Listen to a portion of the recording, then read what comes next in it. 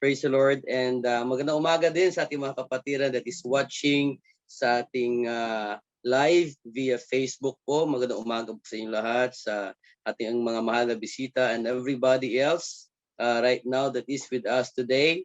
Balik tayo sa dati, gaya nga na sinasabi sa atin palagi, these online services are never going away anymore. No, talagang from time to time mga kapatid, feeling ko ay makakasama natin ang bawat isa via online platform. Well, anyway, let's go to the Word of God today. The Bible says here in the book of Luke, chapter 21, verse 28, and when these things begin to come to pass, then look up. And that's the message of God for us today. Look up and lift up your heads, for your redemption draweth nigh. God's message for us today is look up. And can we start by just praying, God, encourage us by your word, give us hope today by this message, through this message, in Jesus' name. Amen. Nakaka-amaze mga kapatid na nangyayari sa ating mundo. And in fact, ako ay nakikinig sa Bible study ni Pastor Alan, and alam ko may mga kasunod pa na series ito about sa COVID. And medyo maluloko ka lang talaga sa nangyayari ngayon. No? You really don't know what will happen next. Isa lang ang alam natin, this system are in place because it is written in the Word of God. Ito po mga kapatid is a fulfillment to what God is telling us in the book of Revelation, and there's nothing that we can do to stop this system. In fact, mga kapatid, yung Luke chapter 21 verse 25 to 28 is written telling us sa mangyayari sa mundo. There will be distress, there will be fear. The Bible says, among nations, there will be distress, mga kapatid, sa lahat ng bansa. And I think this is what is going on really right now. All nations of the world are in distress. All nations of the world are being consumed with fear. It is because, mga kapatid, doon sa nakikita sa multimedia, sa nakikita mga kapatid sa YouTube, sa Facebook, sa nakikita sa mga news agencies. No? Because sa nakikita nila, nagkukos ng fear, dagdag pa mga kapatid ng fear sa naririnig na kwento sa paligid nila. The whole nations of the world are in distress right now. No, yung moon has turned into blood. Napakarami ng signs pag binasa natin backwards mga kapatid, 27 pabalik ng 25, napakarami ng signs na nangyayari. Okay? Na nangyayari na at nangyayari ngayon, telling us that our redemption draws nigh. But the Bible has one advice for us today from Jesus Christ himself. Sabi niya, when you see these things begin, and we know we are beginning to see it is coming to pass. We are beginning to see what is happening right now. The Bible says when you begin to see these things come to pass, or when you see these things begin to come to pass, then look up. Tumingin tayo sa taas. And lift up your heads. Mahirap kasi siguro tumingin na yung ulo mo naka-straight, yung mata mo pataas, no? Parang pangit siguro ng dating nun. Subukan mo nga, yung ulo mo diretso yung mata mo gano'n. So sabi ng Bible, look up and lift up your heads, for your redemption draweth nigh. Now, naisip niyo ba bakit hindi look down, bakit hindi look back, bakit hindi look forward, bakit look up? You see, when you look down, ang ibig sabihin niyan mga kapatid ay anxious ka, okay? Uncomfortable ka, problemado ka. Kaya tingnan niyo palagi ang isang tao na kinakain ng problema, kinakain ng guilt, kinakain ng mga masasamang nangyayari sa buhay. What do they usually do? They look down. Palaging nakatungo. Pag nahihiya ka, ganun din. Pag hindi ka confident, ganun din. You always look down. Ano sabi ng Bible? Psalms chapter 40 verse 12. For innumerable evils have compassed me about, mine iniquities have taken hold upon me. Ano sabi ng Bible? So that I am not able to look up. They are more than the hairs of mine head, therefore my heart fails me. So mga kapatid, ang isang tao kasi na naglo-look down. ay simbolo ng isang taong wala sa maayos na sitwasyon ng kanyang buhay. Pag naglo-lockdown ka, ibig sabihin mga kapatid, there is something wrong in your life. Meron kang tinatago, meron kang binibitbit, meron kang kabigatan, meron something sa buhay mo mga kapatid that you want to hide. Meron kang problema, and the tendency of that person is to look down. Now, the problem when you look down is you see nobody else but yourself. At ito ang maraming problema ngayon, gaya nga sinabi ko nga sa DM kanina, no, nasa time tayo ngayon na ang tao ang galing magbanggit ng lahat ng kulang sa kanila. Because ang nakikita mo palagi is yung sarili mo, ang nakikita mo palagi is yung wala sa'yo. Ang nakikita mo palagi mga kapatid is yung mga bagay na kulang sa'yo. So you always look down and you always tell yourself, me, my, myself, and I. Yan ang problema when you look down. And minsan mga kapatid, sa atin din naman na hinahabol ng guilt ng ating buhay, ito rin yung ginagawa natin. We also look down. Pero wala na po tayo mga kapatid sa panahon na dapat naglo-look down pa tayo sa ating mga sarili.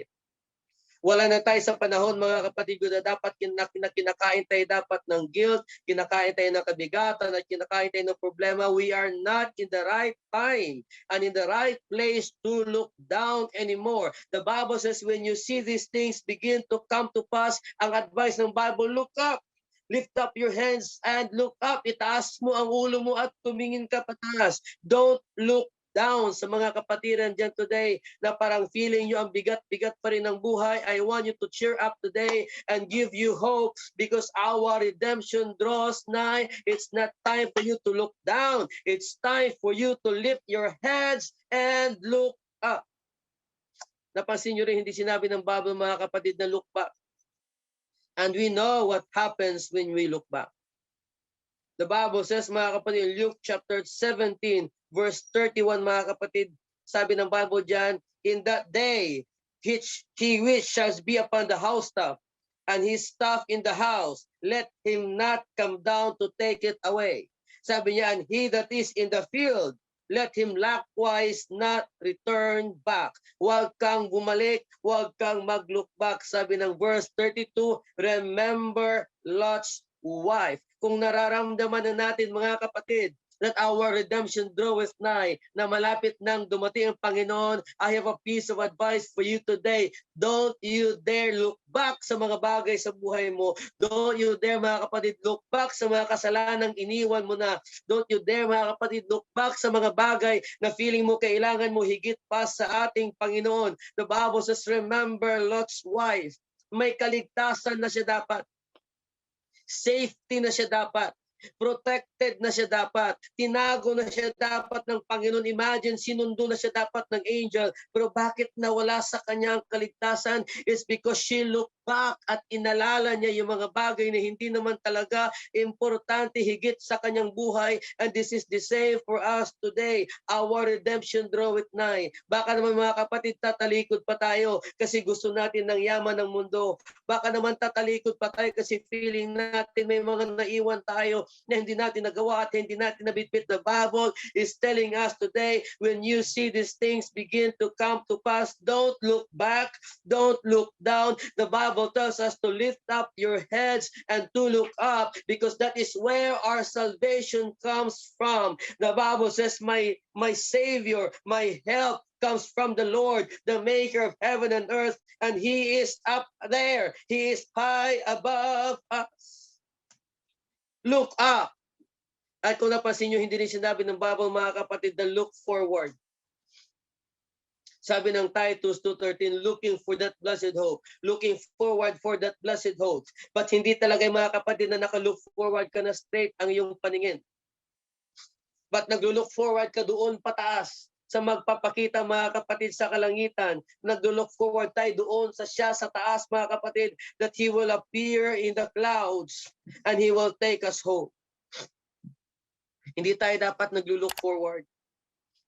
Ang look forward is a word of positivity. Ibig sabihin, pag nag-look forward ka, you are expecting that things are going to be better in the future. Ganun pag nag-look forward. But that is not the promise of God, ladies and gentlemen. I don't want you to be deceived. na isipin natin mag-look forward tayo sa magandang future together. No. This world is not getting any better. Hindi na po gaganda ang takbo ng mundo natin bilang mga Kristiyano. Maybe sa paningin ng mga hindi Kristiyano, gaganda pa ang mundo. Gaganda ang sistema, dadami ang technology, or whatsoever. Pero sa ating mga Kristiyano, there's nothing to look forward in this world.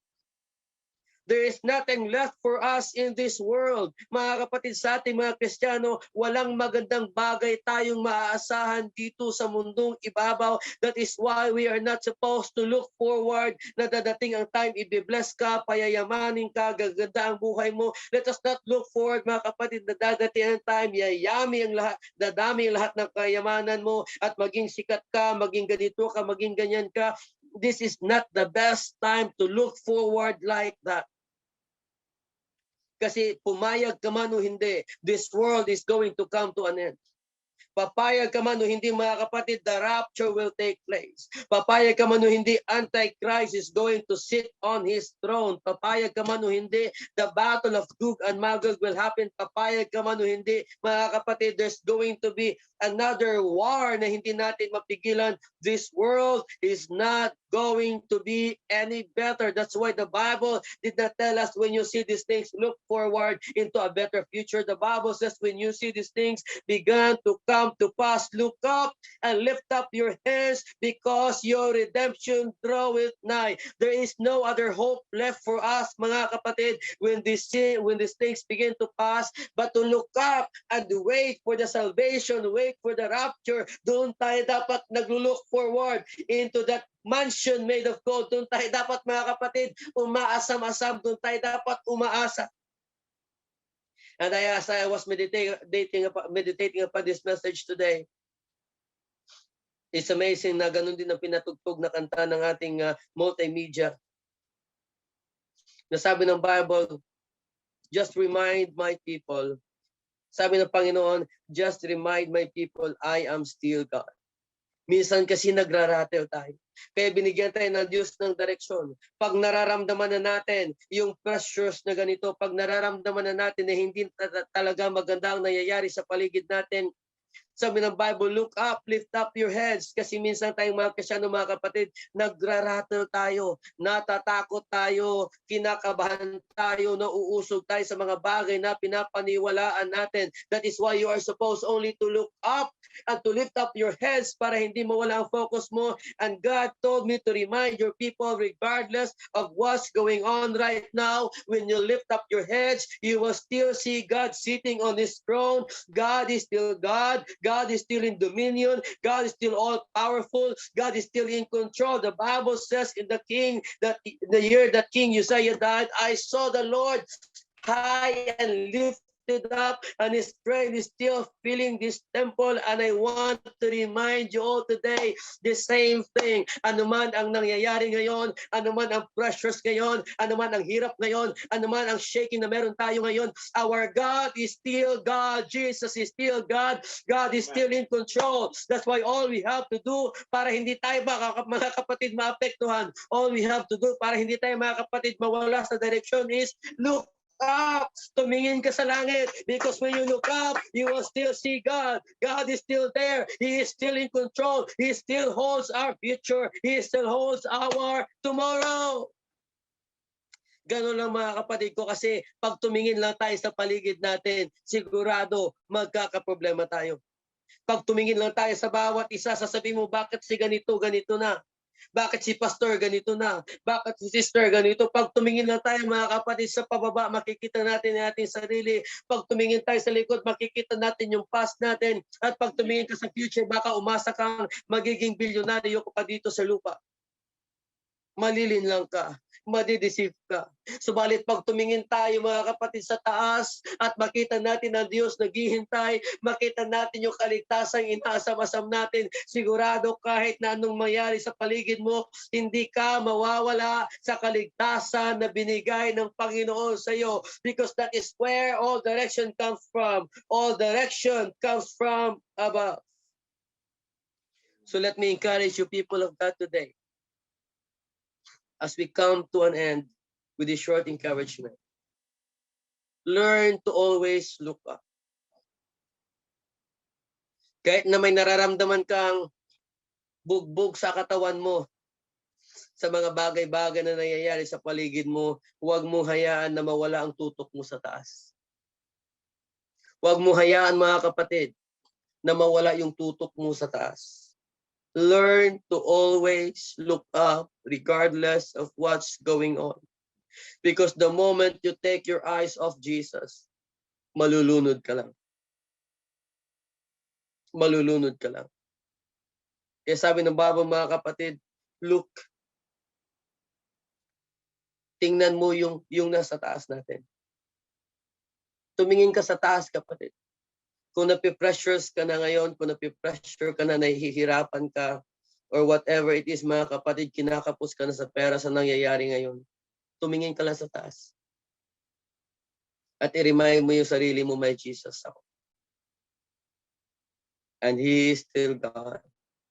He is still in control. So I'm gonna look up whatever is going on in my life. I'm gonna look up. Why do we worship God in a while as our